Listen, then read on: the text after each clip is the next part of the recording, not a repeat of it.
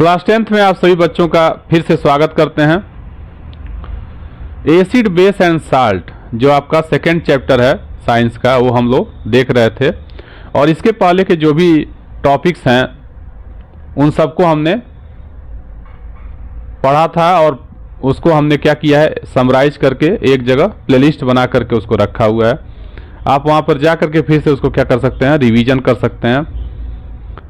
कोशिश हमारी यही है कि आपका अधिक से अधिक सिलेबस जो है वो हम ऑनलाइन पढ़ा दें और एक जगह समराइज कर दें ताकि आपको रिवीजन करने में आसानी हो, अधिक से अधिक आप नंबर बोर्ड में गेन कर सकें। एनसीईआरटी का जो सिलेबस है ऑथेंटिक है, इसलिए हमने एनसीईआरटी को चूज किया है। बेस्ट है, ये गलतियां नहीं है, जो कुछ भी है सब ऑथेंटिक है, चाहे वो इंग्लिश मीडियम का स्टूडेंट हो या हिंदी मीडियम का हो। ठीक है, उसके लिए हमने एक कॉमन जो लैंग्वेज है उसको चूज किया है। इंग्लिश हिंदी मिक्स करके हमने बताया है ताकि वो हिंदी का लड़का हो, हिंदी मीडियम का लड़का हो या इंग्लिश मीडियम का लड़का हो। क्योंकि हम लोग क्या करते हैं, इंग्लिश मीडियम में भी पढ़ते हैं। मैं इंग्लिश मीडियम में भी काफ़ी दिनों तक पढ़ाया, उसके बाद मेरा इसमें गवर्नमेंट में हुआ। तो उससे क्या होता है कि मैं उनकी कमजोरियों को जानता हूँ। जो हमारे जो रीजनल जो हमारे बच्चे हैं उनकी इंग्लिश उतनी बेहतरीन नहीं होती है जितनी केरला वाले की होती है, क्योंकि हम लोग हिंदी भाषी क्षेत्र से बिलोंग करते हैं। तो थोड़ा सा हिंदी इंग्लिश मिक्स करके अगर हम जानेंगे तो हमारे लिए ज़्यादा बेहतर होगा, कॉन्सेप्ट ज़्यादा क्लियर होगा। तो यहाँ से हम स्टार्ट करते हैं। दैनिक जीवन में पीएच का महत्व क्या है। ठीक है, हमारे डे टू डे लाइफ में पीएच का इंपॉर्टेंस क्या है। तो टॉपिक उठाया है पहला जो है आपका, क्या पौधे और पशु पीएच के प्रति संवेदनशील होते हैं। तो इसको आप देखिए, यानी प्लांट और एनिमल जो हैं, क्या उनके जीवन पे पीएच का कोई इफेक्ट पड़ता है कि नहीं पड़ता है। हमारा जो शरीर है वो दिया है 7 to 7.8। हमारा जो शरीर है वो 7 to 7.8 पीएच के बीच में काम करता है। अगर इस पीएच में कहीं भी थोड़ी बहुत चेंजिंग होती है तो उसका प्रभाव हमारे जीवन पे पड़ता है। वर्षा का जो जल है उसका पीएच वैल्यू अगर 5.6 से कम हो जाता है तो उसको हम लोग एसिड रेन कहते हैं। ठीक है, अम्लीय वर्षा कहते हैं। एसिड रेन क्यों होता है, इसको हमने शॉर्ट वीडियो में अपने बताया हुआ है, उसको आप एक बार जा करके जरूर देखिएगा।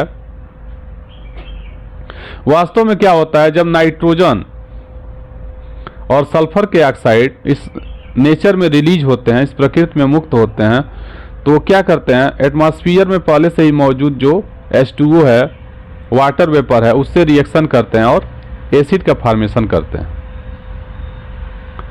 फिर क्या होता है, जब बादल संघनित होते हैं तो इनके जो वेपर होते हैं, एसिड के जो वेपर होते हैं, वो भी क्या होते हैं, उसके साथ संघनित हो जाते हैं, कंडेंस हो जाते हैं और इस तरह से बरसते हैं। फिर क्या होती है, बारिश जो होती है उसमें एसिड की मात्रा बढ़ जाती है, इसी को हम एसिड रेन कहते हैं। इससे क्या होता है, तालाबों का जो जल होता है और नदियों का जो जल होता है उसमें अम्लता बढ़ जाती है, यानी एसिडिटी उसकी बढ़ जाती है, जिससे तालाबों में या नदियों में जो रहने वाले जीव जंतु होते हैं वो प्रभावित होते हैं। ठीक है, ज़्यादा हो जाएगा तो मरने लगेंगे। तो उससे बचने के लिए तालाबों में क्या किया जाता है, चूने का छिड़काव कराया जाता है। फिर क्या होगा, उसकी जो एसिडिटी है उसको हम क्या कर सकते हैं, न्यूट्रलाइज करके कुछ कंट्रोल कर सकते हैं। लेकिन ये परमानेंट इलाज नहीं है। बेहतर तो यही होगा कि पोल्यूशन कम से कम फैलाया जाए।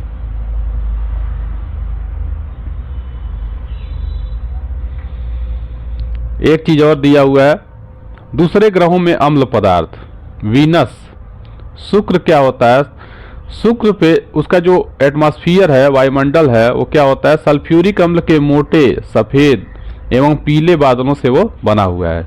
जैसे हमारा जो एटमॉस्फेयर है, तमाम गैसें हैं, इसमें नाइट्रोजन मुख्य रूप से है, ऑक्सीजन है, कार्बन डाइऑक्साइड यानी 1% में अन्य गैसें भी उपस्थित हैं, उसमें वाटर वेपर भी आपका आता है। ऐसे ही वीनस पे क्या होता है, वहाँ पे सल्फ्यूरिक एसिड से वो बना हुआ पीले बादलों का एटमॉस्फेयर है। और वहाँ पे आप सोचिए क्या होता है, कह रहा कि क्या वहाँ पे आपको लगता है कि जीवन संभव है? तो जीवन वहाँ पे संभव नहीं हो सकता है। क्यों नहीं हो सकता है? क्योंकि जाहिर सी बात है कि जब कंडेंसेशन होगा तो वहाँ पे, जैसे यहाँ हम लोग के वहाँ क्या होता है, जल की बारिश होती है, वैसे ही वहाँ पे एसिड की बारिश होती है। तो एसिड की बारिश में कोई कैसे जीवित रह सकता है? ठीक है, तो वहाँ पे जीवन संभव नहीं है। फिर आपका जो अगला टॉपिक है, आपके बागीचे की मिट्टी का पीएच क्या है? क्वेश्चन अराइज किया हुआ है। तो देखिए क्या करना चाहिए, बागीचे का पूछा जा रहा है, लेकिन आपको अपने खेत की भी मिट्टी क्या करना चाहिए, चेक कराना चाहिए। आप खुद भी चेक कर सकते हैं, जगह जगह से मिट्टी आप क्या करिए, कलेक्ट कीजिए और उन सबको क्या करिए, नेमिंग कर दीजिए। जगह जगह से, अलग अलग जगह से मिट्टी कलेक्ट कीजिए और उसको एक ग्लास में रख करके वहाँ पे एक स्टिकर लगा दीजिए कि ये यहाँ की मिट्टी है, ये यहाँ की मिट्टी है। ठीक है, अब फिर क्या करिए, उसमें पानी डाल करके उसका एक सलूशन तैयार करिए और यूनिवर्सल इंडिकेटर की सहायता से, जैसा कि हमने पीछे डिस्कस किया हुआ है, आप क्या कर सकते हैं, उसको चेक कर सकते हैं।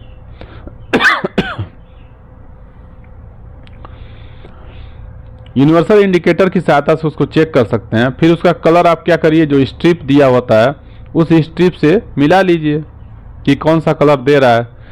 तो इस हिसाब से आप क्या कर सकते हैं, अपने बागीचे की मिट्टी को चेक कर सकते हैं कि उसका पीएच क्या है, मिट्टी एसिडिक हो रही है कि बेसिक है। तो अगर मान लीजिए एसिडिक है तो वहाँ पे आप क्या कर सकते हैं, थोड़ा बहुत चूने ऊने को छिड़काव करा करके उसको न्यूट्रलाइज कर सकते हैं। ठीक है, क्योंकि पीएच ज़्यादा होगा या कम होगा तो उससे क्या होंगे, पौधों के ऊपर प्रभाव पड़ेगा। ठीक है, और पौधों के ऊपर जब प्रभाव पड़ेगा तो वो जीवित नहीं रह पाएंगे, यानी कितना भी आप खाद पानी देंगे खेतों में उपज अच्छी नहीं होगी। या अगर किसी बागीचे में आप प्लांटेशन किए हैं, जैसे कोई पौधा लगाए हैं, आम का है या लीची का है, तो वो भी ज़्यादा दिनों तक जीवित नहीं रह पाएगा। ठीक है, एसिडिटी जब ज़्यादा हो जाएगी तो वो भी मर जाएगा, सूख जाएगा। बड़े बड़े पेड़ क्या होते हैं, सूख जाते हैं। चलिए आगे बढ़ते हैं। हमारे पाचन तंत्र का पीएच, तो इसके बारे में भी हमने एक शॉर्ट वीडियो पहले से बनाया हुआ है, लेकिन यहाँ देख लीजिए।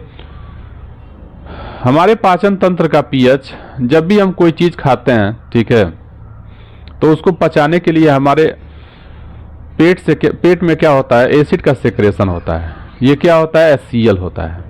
यह हमारे पेट को यानी उदर को बिना नुकसान पहुंचाए क्या करता है, अपना काम करता है। भोजन में मान लीजिए बैक्टीरिया वगैरह आप खाने के साथ चला गया, या कोई ऐसा चीज़ है जो पचने में क्या है, आसान नहीं है, तो इन सब चीज़ों के लिए क्या होता है, एसिड का सेक्रेशन होता है। यानी जो हानिकारक जो बैक्टीरिया वगैरह हैं या सूक्ष्म जो जीवाणु हैं, उनको मारने के लिए भी एसिड क्या होता है, उत्तरदायी होता है, रिस्पांसिबल होता है। ठीक है, या अन्य चीज़ें अगर मान लीजिए अनावश्यक जो चीज़ है जो पचने में हमारे लिए उपयुक्त नहीं है, तो उसके लिए भी एसिड क्या होता है, हमारे लिए हेल्पफुल होता है। लेकिन अगर ज़्यादा एसिड रिलीज हो गया पेट में, तो उसी के कारण क्या होता है, एसिडिटी हो जाता है, यानी खट्टा डकार आने लगेगा। और ये तब होता है जब आप बहुत ज़्यादा उल्टा सीधा खा लेते हैं, तब ज़्यादा मात्रा में एक्सेस अमाउंट में एसिड क्या होता है, सेक्रेट हो जाता है, फिर पेट में जलन होने लगती है। तो इससे बचने के लिए क्या करना चाहिए, पानी पीना चाहिए, और साथ ही साथ कोई बेसिक पदार्थ जैसे सोडियम बाइकार्बोनेट हो गया NaHCO3 या NaSCO3 या मिल्क ऑफ मैग्नीशिया, ठीक है, मैग्नीशियम हाइड्रोक्साइड जैसे वीक बेस का प्रयोग किया जाता है। ये क्या होते हैं, ईटेबल होते हैं, खाने योग्य होते हैं, साइड इफेक्ट नहीं होता है। तो इसको लेने से क्या होता है, हमको राहत महसूस होती है। आजकल कुछ दवाएं इससे एक्स्ट्रा ऑर्डिनरी आ गई हैं, ठीक है। इसको मैंने एक शॉर्ट वीडियो में बताया हुआ है, वहाँ पे आप जा करके इसको आप देख सकते हैं कि जो हमारे पेट में एसिड का सेक्रेशन होता है वो एक एंजाइम होता है, हिस्टामिन उसके कारण होता है। तो उसके कारण को ही क्या कर दिया जाए, अगर बंद कर दिया जाए तो ज़्यादा बेहतर काम करेगा, ठीक है। तो उसमें अब हम नहीं जाएंगे, हम आगे बढ़ते हैं, आप वहाँ जा करके देख लीजिएगा।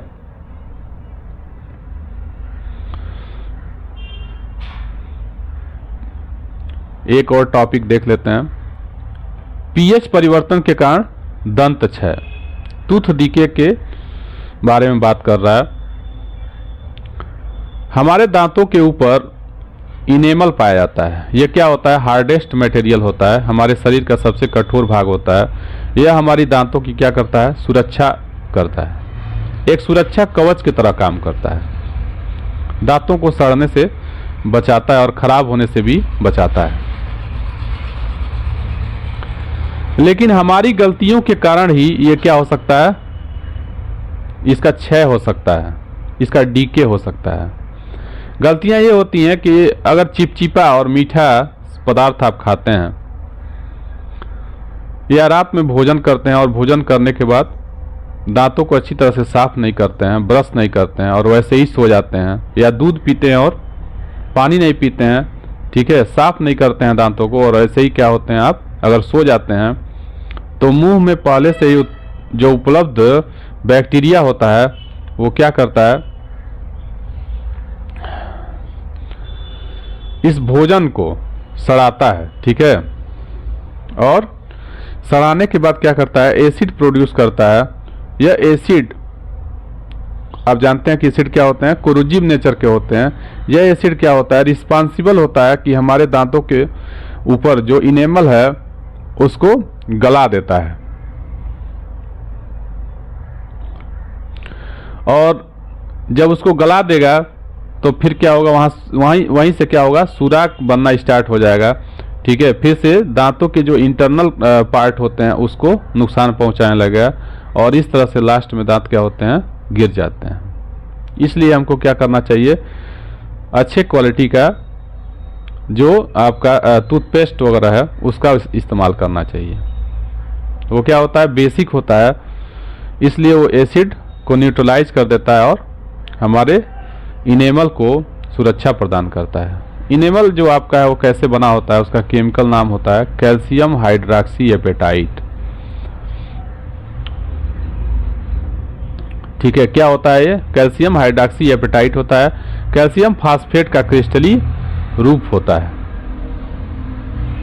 ठीक है। यानी अच्छे क्वालिटी के टूथपेस्ट का प्रयोग करके और समय समय पे दांतों की सफाई करके, जब भी आप भोजन करिए जरूर कुल्ला करिए, पानी मुंह में ले करके गलाला करके थूकिए। इससे क्या होगा, आप आसानी से अपने दांतों की सुरक्षा कर पाएंगे। तो यहाँ तक आप देख लीजिए, ठीक है। फिर मिलते हैं अगले लेक्चर में, तब तक आप देखते रहिए। Thank you.